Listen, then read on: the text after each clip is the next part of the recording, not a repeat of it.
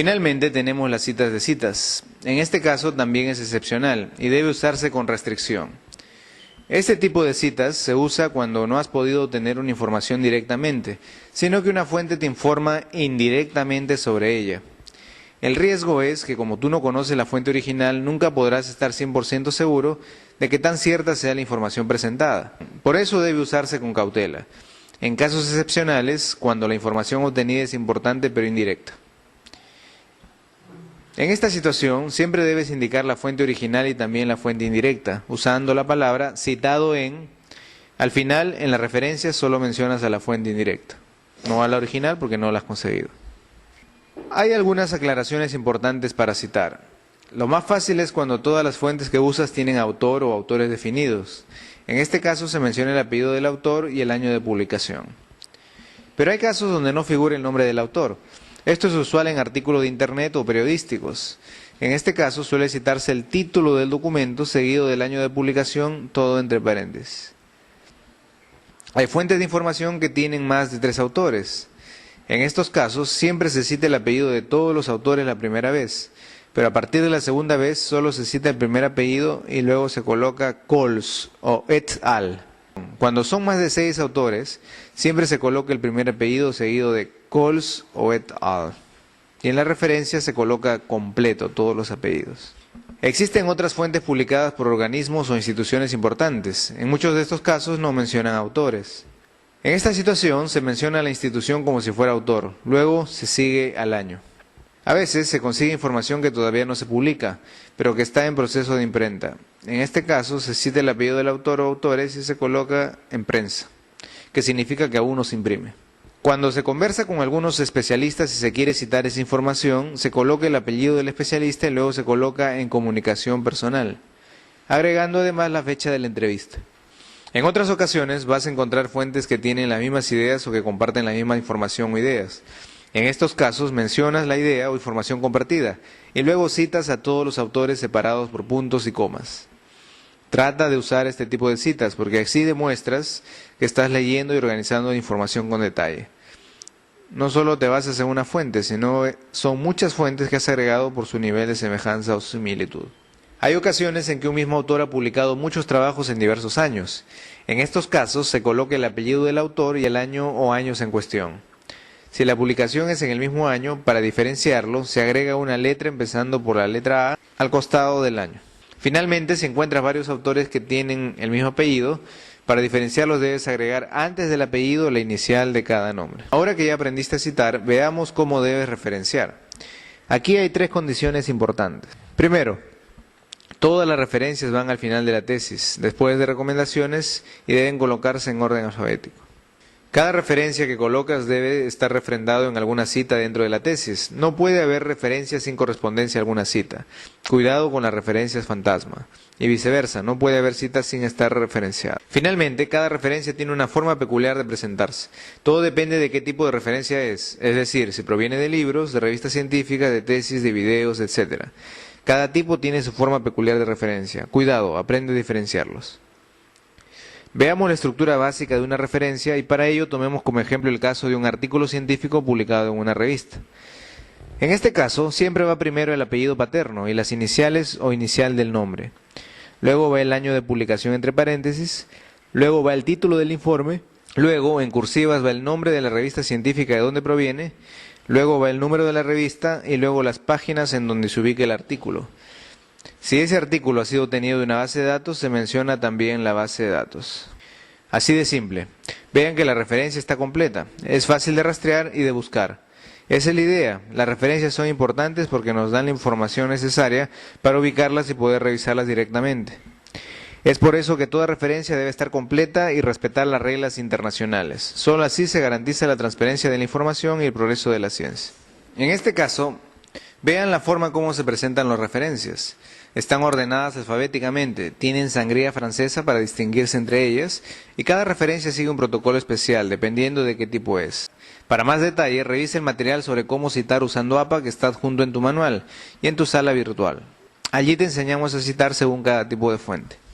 Para finalizar esta primera parte, recuerda que uno de los principios base de una buena citación es la relación cita-referencia. Todas las citas deben estar referenciadas y viceversa.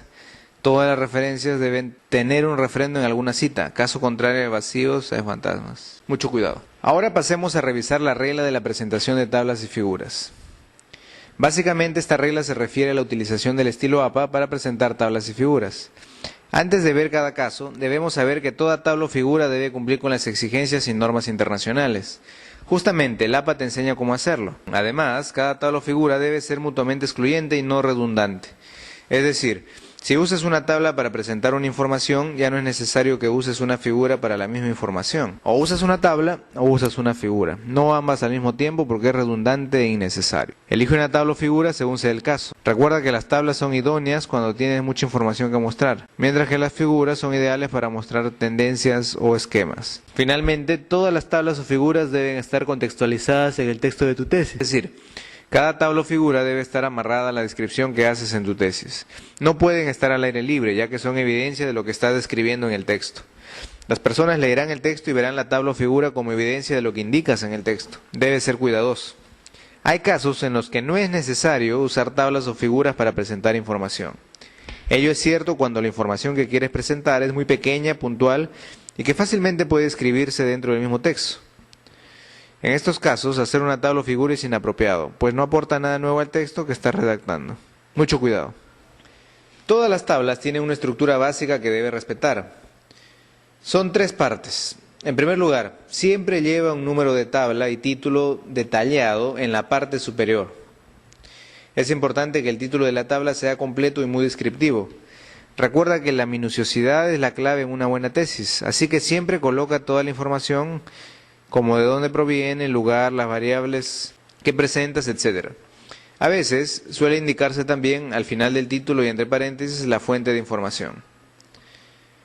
En segundo lugar, el contenido de la tabla siempre se muestra organizada y de la forma más sencilla posible.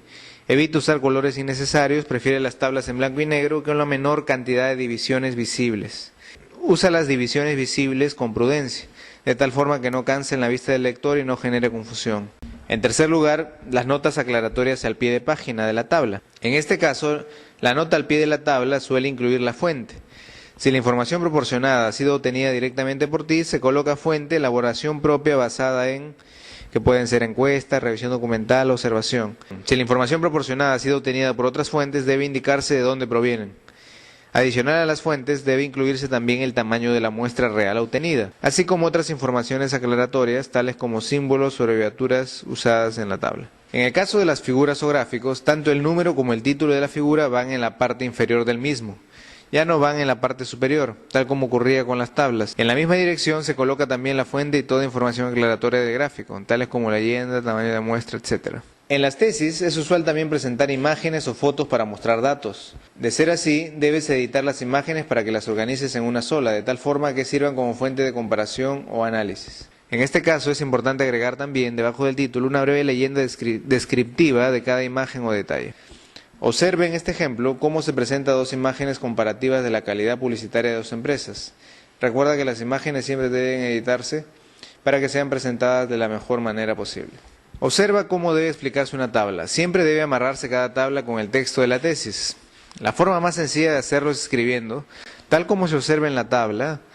También es válido colocar entre paréntesis al final del párrafo, véase la tabla número tanto. Ambos son válidos. Es importante mencionar el número de tabla a la cual te refieres. No digas la tabla que sigue a continuación, la tabla anterior o cosas por el estilo, porque es información ambigua. Cada tabla tiene un número de identificación, ese número único, y así debe señalarse. Al presentar una tabla en el texto, primero hay que describir el detalle. Luego de la descripción, recién puede comentársela o agregarle información complementaria, importante para entender esos datos. Recuerden, primero la descripción, luego la comparación o información adicional. En el caso de las figuras es igual.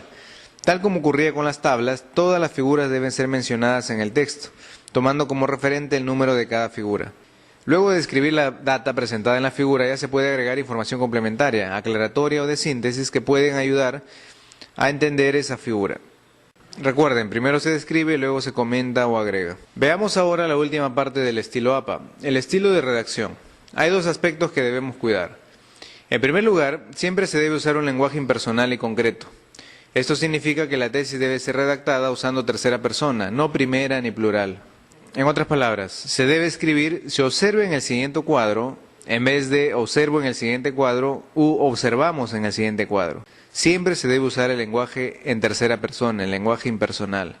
Salvo que la tesis se haga colectivamente, de a 2 o 3 personas, siempre debe usarse el lenguaje impersonal. Además, no debe usarse posesivos. Es incorrecto decir "en nuestro país", debe decirse "en el Perú", ya que personas de otros países van a leer tu tesis y puede generar confusión. No uses palabras locales, usa palabras y términos técnicos propios de tu profesión. Como parte de esta primera regla, siempre debes ser concreto en tu redacción. Utiliza la menor cantidad de palabras posible. Revisa constantemente tus escritos y hazlas más sencillas, con menos palabras y conectores. En segundo lugar, ten cuidado con usar palabras discriminatorias o peyorativas. No uses palabras sexistas, racistas o peyorativas. No seas irónico en tu redacción, no te parcialices. Siempre debes mostrarte neutral, académico y razonable. Una tesis exige pasión, pero no admite una redacción poética. Siempre debes ser sobria. Bueno, queridos tesistas, les saludo Aristides Vara. Ha sido una pequeña clase de referencia sobre cómo usar el estilo APA. Para mayor información, no se olviden leer el capítulo 2 de su manual. En la siguiente videoclase les enseñaré a usar las bases de datos de información científica.